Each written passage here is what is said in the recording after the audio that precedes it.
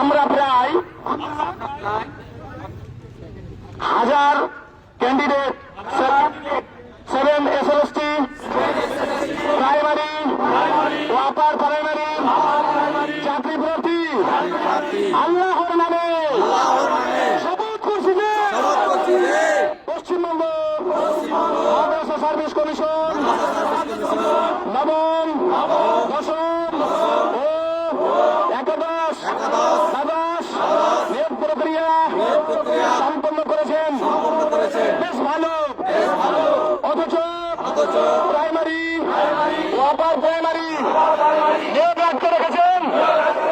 অথচ প্রত্যেকটা সরকারি মাদ্রাসায় ছাত্র শিক্ষক অনুপাত 70:1 আমার কথা ছিল 30:1।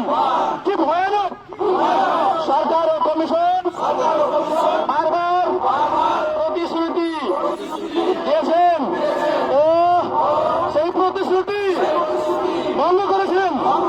সরকার ও কমিশন কোর্ট কেসের বাহানা দিয়ে দীর্ঘ 3 বছর যাবৎ আমাদেরকে মেন্টালি টর্চার করে চলেছে।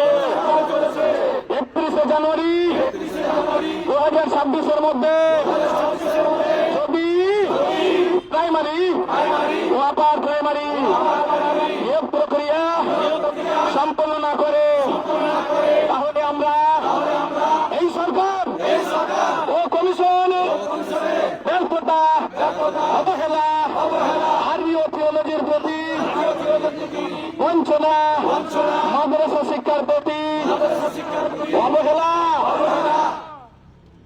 মাদ্রাসা শিক্ষা বন্ধ করার অপচেষ্টা, মুসলিম শুধুমাত্র ভোট ব্যাংক হিসেবে ব্যবহার, এই বিষয়গুলি আমরা নিজ নিজ জেলায় জেলায় মহল্লায় মহল্লায় আন্দোলনের মাধ্যমে সাধারণ জনগণের কাছে পৌঁছে দেব এই সরকারের ব্যর্থতাকে। শাসক বলে, দোকানে বলে, দোকান এমপি সমস্ত মেম্বারদের ঘেরাও করে আমরা জবাব দেব। আমরা মুসলিমরা পারি কি? প্রান্তিক দেশের ছাত্রছাত্রীদের ভবিষ্যৎ এবং আমাদের জীবন নিয়ে খেলতে আর আমরা এই বলে শপথ বাক্য শেষ করছি।